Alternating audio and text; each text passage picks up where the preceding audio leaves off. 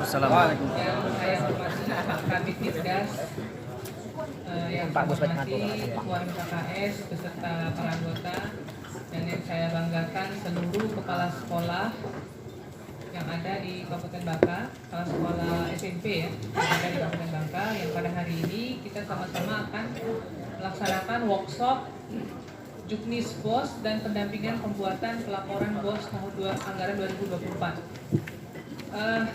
Pertama-tama kita ucapkan puji syukur pada Allah Subhanahu wa taala karena masih diberikan kesempatan. Hari ini kita masih berkumpul di ruangan yang megah ini ya. Kemudian salawat dan salam juga kita haturkan ke junjungan kita Nabi Muhammad SAW. Semoga salawatnya kita syafaatnya kita terima pada yaumul akhir nanti. Yang pertama-tama saya ingin menyampaikan apresiasi ke MKKS yang sudah menginisiasi kegiatan ini, karena kalau mengharapkan dinas, memang kondisi seperti yang disampaikan oleh Pak Kepala Dinas tadi, kita itu kalau mengharapkan APBD agak berat memang tahun ini ya. Oleh karena itu ada inisiatif dari MKKS ya, kita semua berterima kasih sehingga bisa terlaksana kegiatan hari ini. Kegiatan hari ini itu memang sebenarnya harusnya menjadi rutinitas setiap tahun. Ini penting gitu ya. Memang sebenarnya menjadi tanggung jawab kami di dinas. Cuman memang dengan keterbatasan anggaran sebenarnya bisa saja kita laksanakan dengan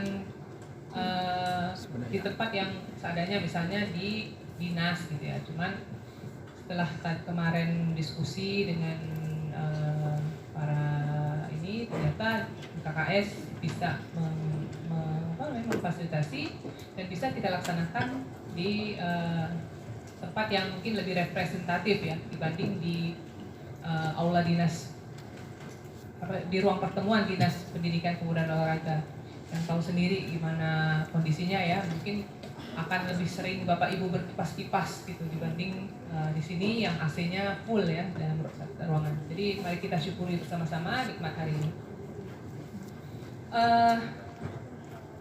Hari ini saya diminta oleh Pak Umar selaku Ketua KKS, kemarin beliau WA untuk membawakan materi terkait integrasi markas SIPD sebagai optimalisasi tata kelola dana BOS. Seperti yang sudah kita ketahui bersama bahwa mulai tahun ini itu kita menggunakan aplikasi Atkas itu dan markas ya, di dinas markas itu sudah terintegrasi dengan SIPD RI. Oleh karena itu segala sesuatunya itu kita mengikuti aturan SIPD RI. Tapi ini juga sebenarnya lebih memudahkan karena lebih enggak dua kali kerja lah istilahnya ya. Jadi sekali input itu langsung bisa link ke SIPD RI. Bisa di ini kan? Nah ini hadirnya markas SIPD. Kenapa sih kemudian Kemendagri dan Kemendikbud ini berinisiatif untuk menggabungkan dua aplikasi ini antara markas dengan SIPD? Karena selama ini ketika dia terpisah, kadang-kadang juga daerah itu mereka nggak pakai markas ataupun aplikasi pengelola BOS itu nggak cuma markas gitu ya. Mereka kadang-kadang punya aplikasi sendiri gitu kan. Nah, oleh karena itu untuk memudahkan ya, apalagi sekarang kan lagi ininya tentang penggunaan satu data gitu, jadi single source data atau single source of truth. Jadi akhirnya kerjasama antara Kemendikbud dengan Kemendagri akhirnya membuatkan aplikasi terintegrasi antara markas dengan SIPD. Nah, dengan adanya integrasi ini diharapkan pekerjaan itu akan lebih efisien, lebih efektif, dan juga lebih memperkecil kemungkinan terjadinya kesalahan. Ya, kita harapkan seperti itu ya. Mudah-mudahan memang seperti itu yang nanti kita dapatkan. Lanjut. Nah ini latar belakang markas SIPD. Yang pertama, konteks pertanggungjawaban pengelolaan dana BOSP pada masing-masing daerah memiliki aplikasi yang bermacam-macam. Tadi saya bilang bahwa Dulu kita pakai namanya Simbos ya, kalau saya nggak salah ya. Hah? Simda, ya Simda. Terus kita untuk bosnya kita pakai Simda juga ya, Simda. Nah kemudian kerjanya kalau biasanya kan Uli yang ngurusin ini ya, yang mungkin operator tahu, paham kalau operator pasti mereka berhubungan dengan Uli kalau ada apa-apa terkait dengan keuangan ini. Nah ini enggak, nanti semua yang dilakukan di atas itu langsung nge-link ke SIPD. Kemudian aplikasi Markas dan SIPD tidak terintegrasi membuat transfer data dari Markas ke SIPD harus dilakukan secara manual. Ini yang saya katakan tadi ya, secara manual. Nah setelah adanya integrasi, implikasi dari adanya inisiatif Markas SIPD, aplikasi anggaran satuan pendidikan cukup input ke satu aplikasi pengelolaan anggaran yaitu Arkas yang terhubung dengan aplikasi daerah SIPD melalui Markas. Di sini nanti Bapak Ibu melakukan input perencanaan melalui Arkas, tapi di Markas kan kita fungsi pengendalian ya dan pemantauan. Nah itu nanti setelah disetujui di Markas baru bisa langsung nge-link ke SIPD. Kemudian format data perencanaan satuan pendidikan dan standar satuan harga sudah sesuai dengan regulasi. Baru tahun kemarin ya kita menerapkan bahwa untuk pembelian barang apapun kita mengacu pada SSH. Tahun kemarin itu kalau saya nggak salah hampir 1 bulan tim keuangan ya dengan tim aset itu menginput data SSH, data yang pembelian barang ibu-ibu, bapak ibu yang ada di sekolah itu kita input ulang ke Arkas sesuai dengan SSH yang ada di SIPD. Hampir 1 bulan itu. Dan hampir tiap hari itu tim aset itu nongkrong di keuangan. Saya sendiri soalnya yang memantau karena saya yang pengen bahwa SSH itu harus diinput. Sebelumnya kan enggak. Sebelumnya Bapak Ibu kan belanja, maksudnya masukkan harga itu enggak mengikuti SSH. Jadi makanya kita sering ada temuan. Karena apa? Karena penetapan harga tidak sesuai dengan aturan yang ada di Kabupaten Bangka. Tahun 2022 ya kita sering sekali ada temuan karena pembelian itu melebihi pagu dari SSH. Padahal SSH itu berlaku untuk seluruh instansi yang ada di Kabupaten Bangka. Nah dengan adanya Markas SIPD ini, nah kita udah nggak terlalu susah lagi. Dan ini juga tidak kalau kemarin katanya masih ada pembelian lainnya apa Bu Nui? Belanja barang lain ya yang Bapak Ibu masih bisa menetapkan harga sendiri. Nah, tapi kalau sekarang enggak, semuanya sudah tertutup, terkunci dan hanya bisa belanja sesuai dengan harga yang ada SSH. Mungkin bagi Bapak Ibu mikirnya, wah ini jadinya kita enggak bebas dong, enggak fleksibel. Jangan mikir bebas dan fleksibelnya. Kita kerja itu mikir aman dari resikonya. Itu yang pertama kali yang harus kita pikirkan. Saya kalau kerja itu yang pertama kali saya pikirkan yang harus diperhitungkan itu adalah resikonya dulu.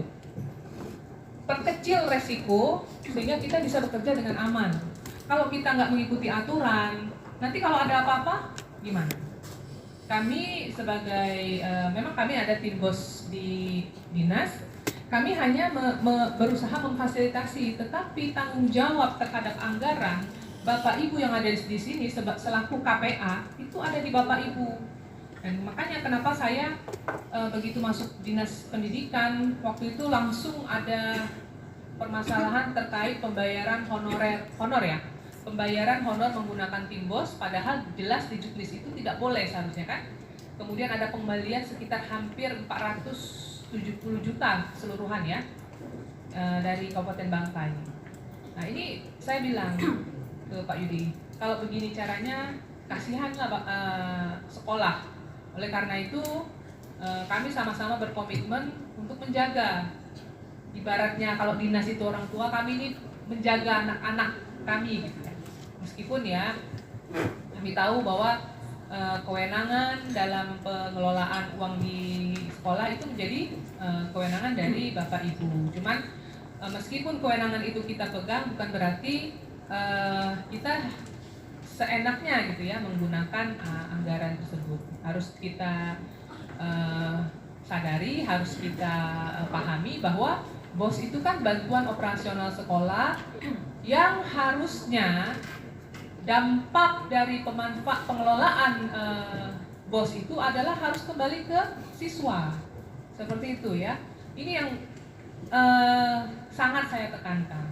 Jangan sampai untuk tahun ini aja, untuk sampai bulan Februari ini udah beberapa kepala sekolah ya, kebanyakan sih bukan di SMP ya, SD, datang untuk menghadap saya. Biasa kan minta ACC nih untuk penambahan PTT gitu ya. Saya nggak masalah nambah PTT asal memang jelas kebutuhannya. Ini kadang-kadang enggak gitu ya, kadang-kadang sebenarnya sudah cukup, tapi mungkin entah itu mau masukin anaknya, mau masukin tetangganya, mau masukin saudaranya atau apa, atau titipan. Nah ini saya nggak mau gitu kan.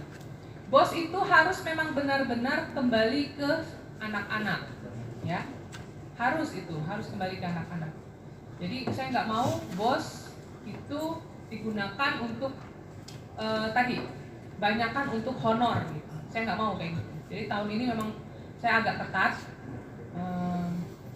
Saya udah bilang ke Pak Kabit, apalagi sekarang ini kan agak susah ya, banyak sekali laporan terkait kalau seandainya kita ada yang dikelola oleh dinas, yaitu di bagian keuangan, dan juga ada yang dilakukan oleh DPPKAD. Lanjut. Nah ini ya integrasi, mungkin secara teknisnya nanti akan disampaikan oleh yang di teknis, mungkin Bu Umu dengan Bu Nur ya nanti ya, yang menyampaikan ya teknisnya. Kemarin juga sudah ya, kayaknya kita sampaikan ke operator ya. Sudah ada belum? Pelatihan untuk operator terkait integrasi, belum ya? Ini yang pertama ya. Oh yang kemarin itu Arkas 4 ya, yang kita ini kan ya. Jadi ini kemudian Markas menjadi satu-satunya sumber data terkait pengelolaan dan penanggung-jawaban dana BOSP. Pembaruan data SSH tiap daerah akan secara otomatis terintegrasi. Tadi saya bilang kalau tahun kemarin itu butuh hampir sebulan untuk menginput satu-satu SSH itu ya. Nah tahun ini kemarin kita sudah memberikan data ya, Bu Noni, sudah diberikan data belum? Kira-kira apa saja belanja yang dibutuhkan oleh sekolah? Sudah ya, sudah kita sampaikan ke aset. Nanti dari tim aset yang menginput ke SIPD. Kalau tahun kemarin kita yang input sendiri di dinas. Nah tahun ini memang semuanya terintegrasi.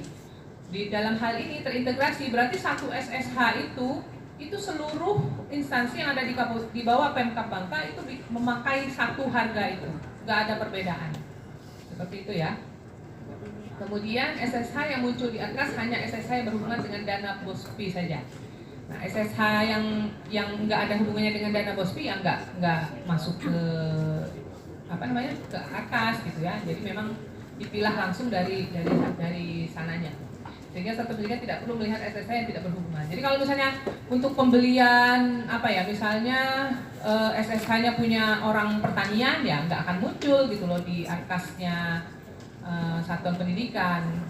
Hanya hanya yang berhubungan dengan dengan dana BOSPI aja yang muncul di Arkas yang bisa diakses oleh Bapak Ibu melalui operator. Lanjut. Yang kedua itu lebih nyaman dengan ada integrasi ini, pembagian tupoksi yang lebih jelas untuk operator dinas dan kepala dinas. Ini yang terkait di dinasnya. Kemudian dana RKS dana BOSPI sudah terintegrasi, operator dinas tidak perlu input 2 kali dan tidak ada perbedaan data antara Markas dan SPD. Ini secara di dinasnya, makanya saya bilang dinas jadi lebih terbantu ya. Yang biasanya harus manual, kita laporkan secara manual. Nah sekarang apa yang Bapak Ibu input di itu udah langsung terbaca oleh di SIPD ya. Sebenarnya ada kekhawatiran juga ya dari kita. Jadi kalau misalnya biasanya kan difilter dulu nih sama kita nih ketika Bapak Ibu ini input. Nah sekarang nggak bisa. Jadi Bapak Ibu harus benar-benar lebih teliti dalam menginput supaya apa? Supaya nggak perlu. Kalau dulu kan kalau misalnya ada ini dari dinas bisa segera membantu ya. Nah, kalau ini kalau misalnya tiba-tiba sudah terinput dan langsung terini sama SIPD, kita nggak sempat ini agak susah gitu ya. Jadi mohon nanti lebih teliti lah dalam mengelolanya. Lanjut. Yang ketiga, lebih aman.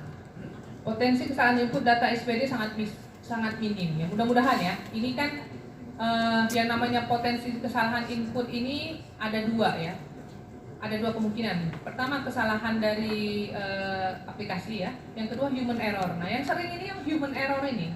Nah, makanya ini kalau bisa operatornya memang benar-benar ini diajak nggak operatornya? Karena saya yakin nggak mungkin kepala sekolahnya yang input, pasti operatornya, ya kan? Jadi sebisa mungkin operatornya memahami ya terkait ini. Yang ketiga, dilengkapi dengan fitur T1. Apa itu fitur T-1? Oh, tahun sebelumnya katanya. Jadi 2022 dan Permendagri nomor 3 tahun 2023. Lanjut. Nah, ini markas sistem informasi memfasilitasi dinas pendidikan dalam melakukan pengawasan.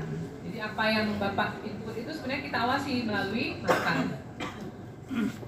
Nanti tim markas kita yang SMP mungkin Pak Yudi lebih aktif lagi ya kita dalam mungkin dalam pengawasannya, karena kita ini kan langsung karena langsung ngeling ya dengan SIPD, jadi ini juga harus lebih aktif ini tim markas di dinas. Kemudian yang ARKAS adalah sistem informasi fasilitasi satuan pendidikan dalam tata kelola perencanaan penganggaran pelaksanaan penata usaha. Ini semuanya udah selesai input kan? Ada yang belum? Udah selesai ya? Tahun ini udah selesai ya? Udah selesai input ya? Kalau belum selesai, tapi ini udah tahap 1 udah cair?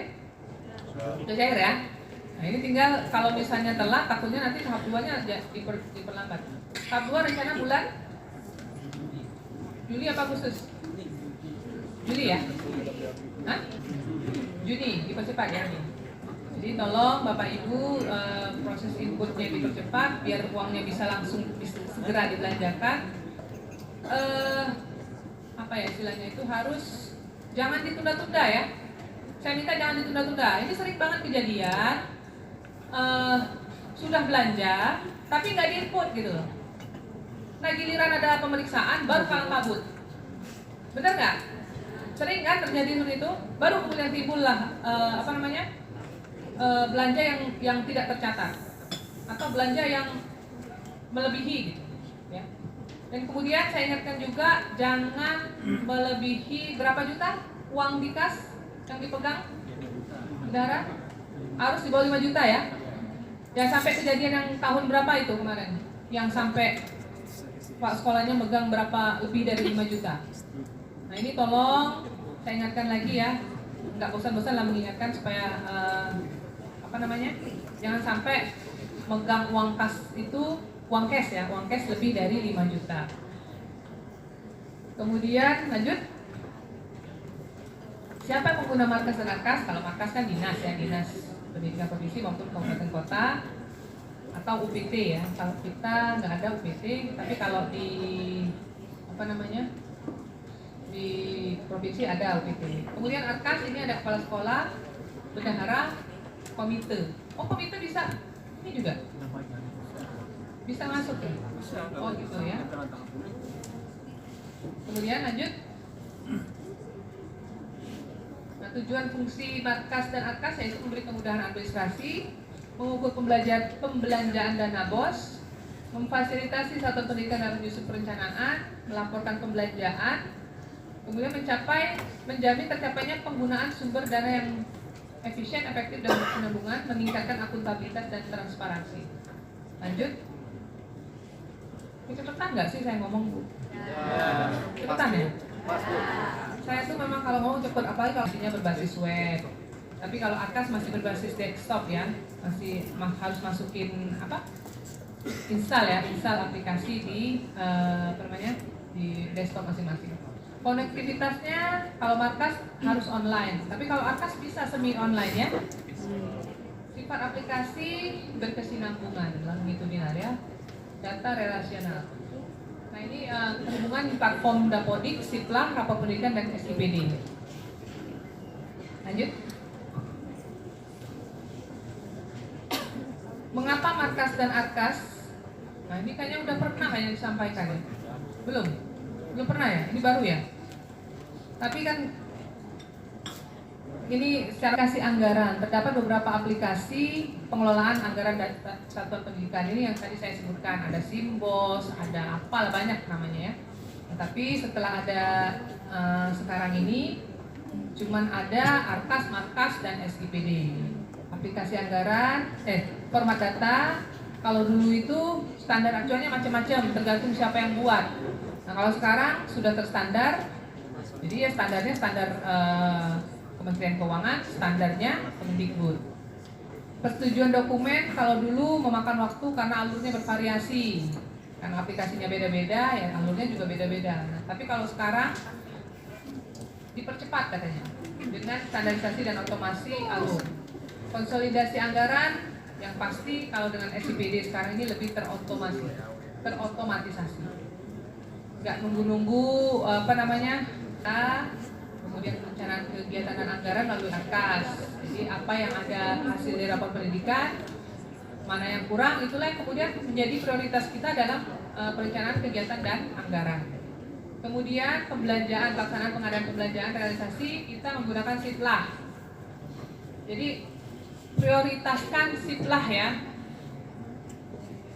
Kalau mau menggunakan manual, kalau bisa koordinasi dulu dengan dinas.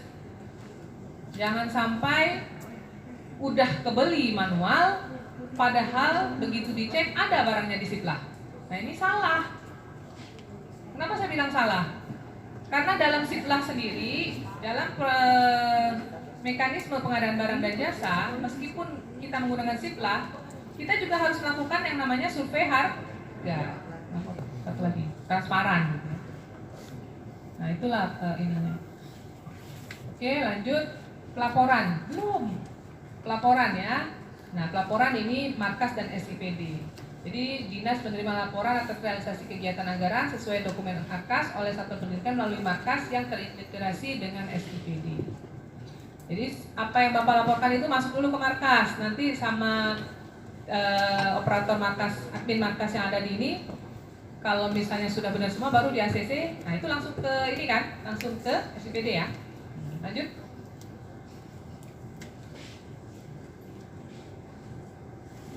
Punya kalau Arkas itu langsung satuan pendidik. Saya harap informasi yang kita dapat hari ini tidak lagi menjadi kesalahan yang kita lakukan, maksudnya yang dilakukan gitu ya. Contoh, tadi saya bilang kita udah punya SSH, jangan belanja di luar SSH. Misalnya nih masih ada juga yang bandel, atau bukan yang bandel ya, nggak ada, koordinasi dulu dengan kami supaya nanti kita sama-sama cari jalan keluarnya secepatnya. Tapi ya mungkin itu habis ini tanya jawab ya, tanya jawab ya, soalnya Pak Yudi belum selesai nih bikin bahannya dia bilang lama-lama Bu, biar saya selesai dulu bahannya. Jadi silakan ada yang mau tanya jawab silakan, kalau bisa saya jawab saya jawab, kalau nggak ada nanti Pak Yudi yang jawab ya. Pertama kenalkan, nama saya Leona dari SMP 37. Yang ingin saya tanyakan Bu, pertama masalah tadi yang belanja Siplah. Misalkan kita belanja makan minum itu kan memang kami rencananya pakai Siplah. Cuman kan di situ kalau makan minum itu yang kita bayar tuh PPh 2% badan dan 10%-nya PPN daerah. Tapi kalau di Siplah itu otomatis PPN 11%-nya kena tuh Bu. PPN 11%. Kalau kita pakai Siplah, berarti kita harusnya tidak bayar kalau makan minum Bu ya. Jadi bayar tuh Bu kalau kita pakai Siplah. Itu gimana solusinya? Apakah kita nggak usah bayar lagi yang 10% daerahnya, tapi wajib kalau daerah kan 10% kita bayar kan.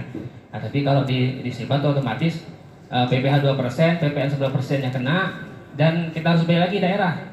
Nah, tapi kalau kita tidak pakai Siplah manual, yang wajib kita bayar itu PPh 2% badan dan 10% daerah. Nah itu kan. Nah, terus kedua, masalah aplikasi AKAS. Di perjalanan dinas itu kita cuma bisa kemarin tuh menginput 9 atau di bawah 1 juta 9 kegiatan misalkan kali 100.000 900.000. Untuk lebih dari itu kita harus pakai apa istilahnya, kode rekening lain. Nah, apakah itu sampai sekarang sudah dibenahi belum dari tim Arkasnya gitu Bu? Dari tim Arkasnya gitu Bu? Karena kemarin kan waktu kita mau mengusulkan katanya itu nggak bisa lagi Pak, karena dari SIPD-nya itu harus dirubah.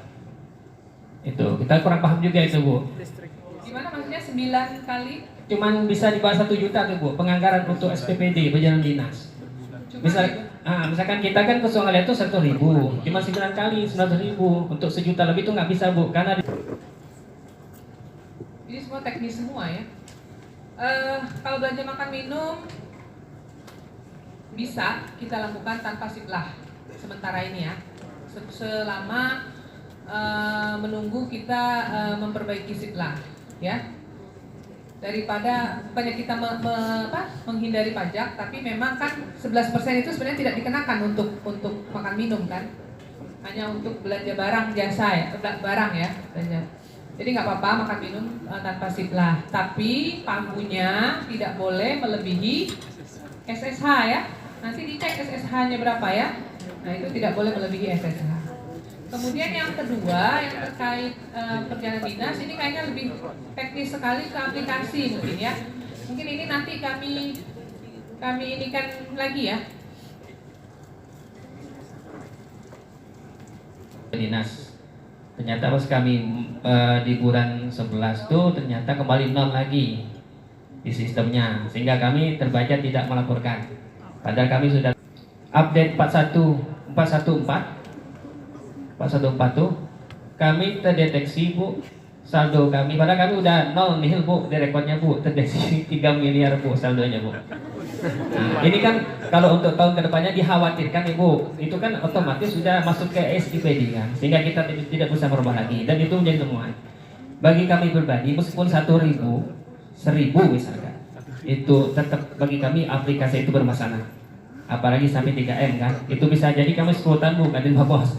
Kalau duitnya ada, oke saja. Nah, kalau duitnya nggak ada, otomatis tutup SP 3 Bu. Mohon ya Bu ya, nanti itu bisa disampaikan ke yang inilah mungkin. Kalau Bu Nur, memang mereka datang ke Sepora sampai sore Bu membantu kami. Alhamdulillah kami hapus BKU dan dibantu juga kemarin dari operator SD ya Bu ya, dan Pak Riki ya. Kemarin kita ada telepon, alhamdulillah selesai. Tapi kami tuh ini hapus BKU-nya dari bulan 7, hapus semua tuh Bu. Jadi terulang. Tapi alhamdulillah udah selesai. Jadi tapi yang permasalahan lagi, rekon kami itu harusnya nihil telapornya, ternyata kami tidak bisa lagi pergeseran dan perubahan. Kami ada saldo Rp5.528. Itu juga tuman sebenarnya Bu, harusnya kan rekonnya nol ya. Nah, itu terjadi karena ada setiap kali update aplikasi ya seperti itu ya. Jadi error di dalamnya. Ya memang itu sebenarnya merugikan sekolah, karena ada juga SMP mana Merawang kemarin yang SMP 1 Merawang ya. Ada nggak SMP 1 Merawang? Ya. 4 juta ya Bu ya. Sampai sekarang masih ada di saldo ya. Nah itu berarti setiap tahun mereka kekurangan 4 juta. Padahal nol harusnya ya. Nah itu sudah kita laporkan, tapi entah mengapa tim IT yang di Kemendikbud itu apa kurang pinter, harus dikirim orang Bangka kayaknya. Mereka nggak bisa menyelesaikan masalah itu gitu kan. Dan kami sudah berkali-kali menyampaikan bahwa itu merugikan. Apalagi yang tadi kan 3 miliar kan. Pak Yudi langsung ini kebakaran jenggot, dia bilang bisa-bisa ini berapa tahun katanya nggak salur ini bosnya, karena dianggap masih punya saldo. Cuma kan nggak masuk akal lah kita dapat sampai 3 miliar. Makanya kemarin alhamdulillah bisa ya diinikan ya. Ya nanti itu jadi catatan kami, menjadi perhatian kami sejak kejadian di SMP 1 Merawang. Selalu kami inikan ke pusat ya. Memang aplikasi ini apa ya, secara teknologi membantu, tapi ya tadi pasti ada juga errornya. Manusia aja ada ya errornya, apalagi aplikasi gitu ya. Bendahara katanya. Pak Boskin Lalu kemarin kami laporkan dari Januari sampai Desember. Setelah kami periksa pas Januari, padahal sudah kami laporkan Desember, semuanya sudah kami laporkan, tetapi di markas tidak tersedia laporan itu. Tidak muncul laporannya. Kalau kata tim markasnya ini dari pusatnya Bu, sudah di itu belum? Sudah dilaporkan? Apa alasannya mereka? Masih dilakukan pengecekan dari tim. Oh ya, kita tunggu aja Bu ya. Ya Pak Herdi ya, lagi dicek Pak sama timnya pusat.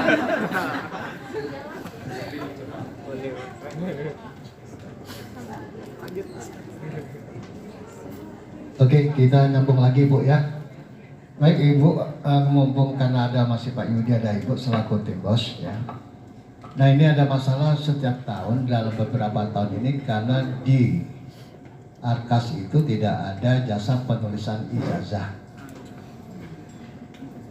Nah kita minta solusinya Bu. Terima kasih. Kami tanyakan ke pusat. Jadi kata orang pusat, kalau bahasanya orang pusat itu yang nulisnya wali kelas masing-masing gitu Pak ya. Karena itu bagian dari tugasnya guru wali kelas. Siap lah tahunnya. Cuman ya saya bayang aja kalau ada wali kelas yang tulisannya tulisan dokter gitu ya. Belum lagi nanti udah tulisan dokter, nggak jelas lagi apa bacanya gitu. Bakal sering itu dinas mengeluarkan surat keterangan salah penulisan nama dalam ijazah. Nah ini memang saya susah juga ngomongnya ini gimana cara mengakalinya ya. Tapi silakan, bukan diakali Pak, bagaimana cara jangan diakali ya, ini bukan ngajarin ini. Silakan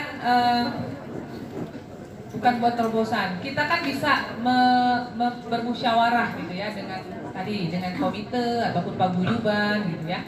Silakan berikan mereka pilihan gitu. Kalau misalnya mau ditulis oleh wali kelas, ini loh bentuk tulisan wali kelasnya gitu ya. Atau kalau misalnya mau misalnya kata bahasanya ngupah orang, silakanlah cari orangnya siapa yang mau. Tapi dengan catatan kesepakatan mereka gitu ya. Jangan kita yang bikin ini. Karena misalnya, nih wali kelas dia tulisannya, ya sudahlah kita semuanya nyumbang 50.000 sih ke orang untuk itu. Jangan kita Pak yang memutuskan. Balikkan lagi ke komite atau paguyuban ya.